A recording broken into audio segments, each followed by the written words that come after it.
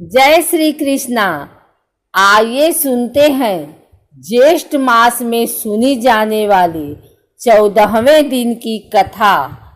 मुनियों ने बोला, आपने महर्षि व्यास के द्वारा समस्त पुराण इतिहास और उनके मर्म को भी जान लिया है, इसलिए आप ही वे कहानियां सुनाकर हमको कृतार्थ कर सकते हैं। मुनियों की बातें सुनकर सूत मुनि खुश हुए और बोले, हाँ जरूर सुनाऊंगा। महर्षि व्यास ने विष्णु से संबंधित अनेक लीला अवतारों की विशेषताओं को महाभागवत के रूप में रचा और अपने पुत्र शुक्र को सुनाया। विष्णु पुराण सुनकर भवसागर से तरने की इच्छा रखने वाले महाराजा परीक्षित को शुक महर्षि ने सुनाया।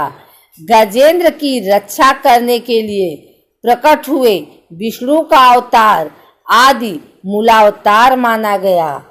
भगवान विष्णु ने कई अवतार लिए, उनमें विकास की दशाओं के अनुसार दशावतार नाम से प्रसिद्ध 10 अवतार ज्यादा मुख्य हैं।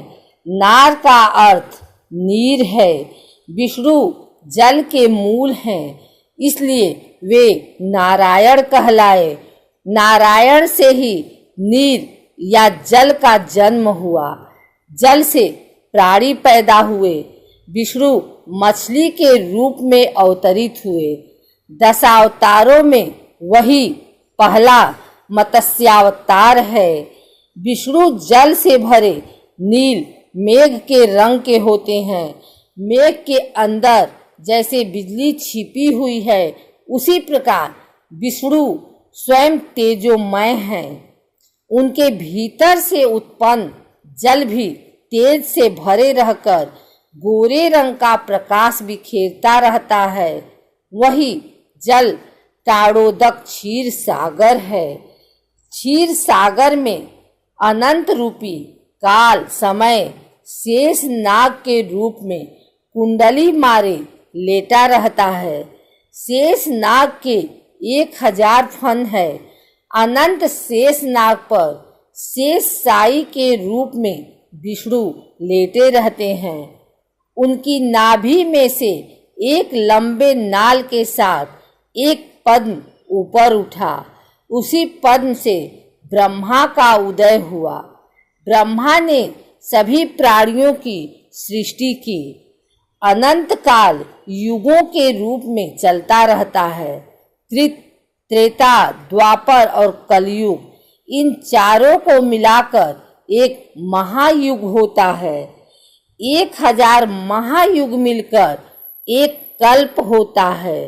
एक कल्प ब्रह्मा का एक दिन होता है। रात का वक्त इसमें शामिल नहीं है।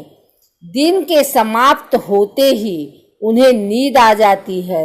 वही कल्पांत है। उस वक्त चारों ओर गहरा अंधेरा छा जाता है।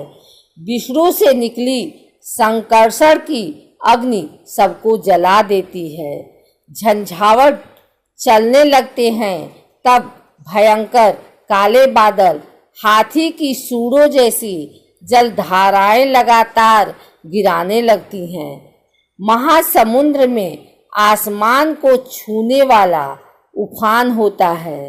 भूभुवर और स्वर्गलोक डूब जाते हैं। चारों तरफ जल को छोड़ कुछ दिखाई नहीं देता। यही ब्रह्मा के सोने की रात प्रलय काल है। यही कल्पांत का समय है। सत्यव्रत नामक राजर्षि नदी में नहाकर नारायण का ध्यान करके जब वे अर्घ देने को हुए, तब उनकी अंजलि में सोने के रंग की एक छोटी मछली आ गई। सत्यव्रत उस मछली को नदी में छोड़ने जा रहे थे। तब वह मछली बोल उठी, हे राजन, हमारी मछली की जात अच्छी नहीं होती। छोटी मछलियों को बड़ी मछलियां खा जाती हैं।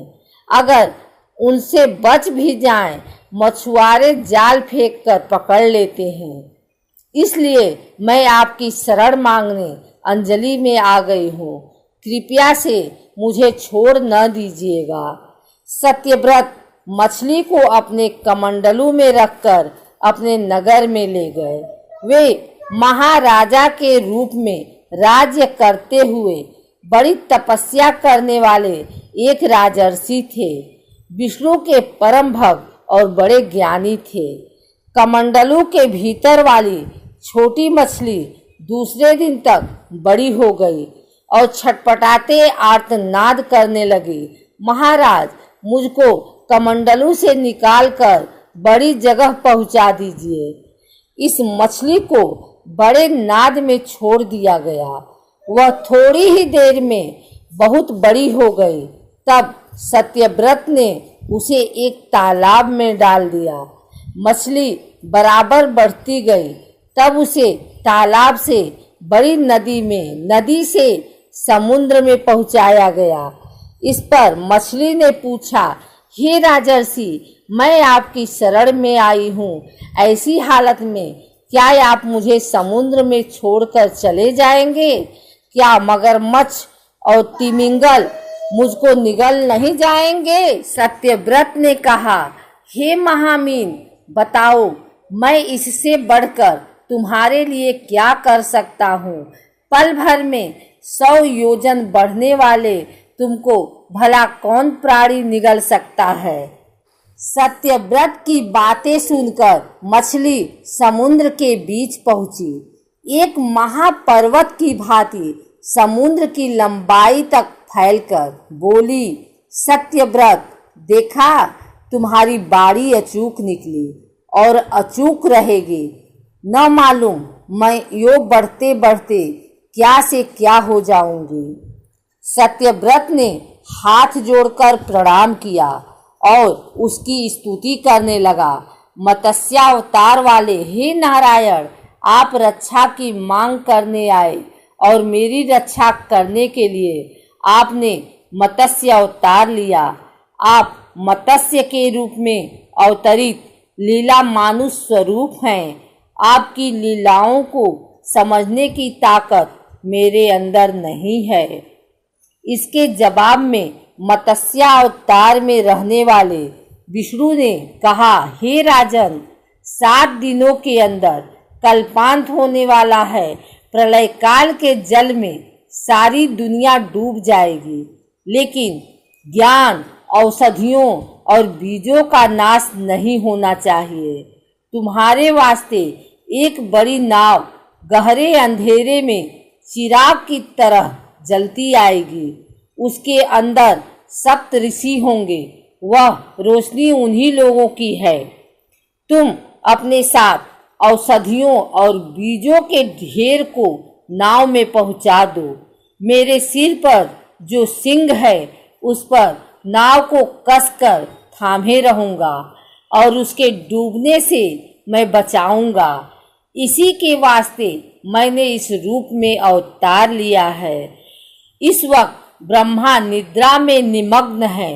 उनके जागने तक यह नाव ध्रुव नक्षत्र को दिशा सूचक बनाकर यात्रा करेगी। अगले कल्प में तुम वैवस्वत के नाम से मनु बनोगे। सत्यव्रत ने विष्णु की आज्ञा को शिरोधार्य कर नतमस्तक हो उन्हें प्रणाम किया। मत्स्यावतार अपने 4 पंखों को फड़फड़ाते ऊंची लहरों को चीरते समुद्र के अंदर चले गए।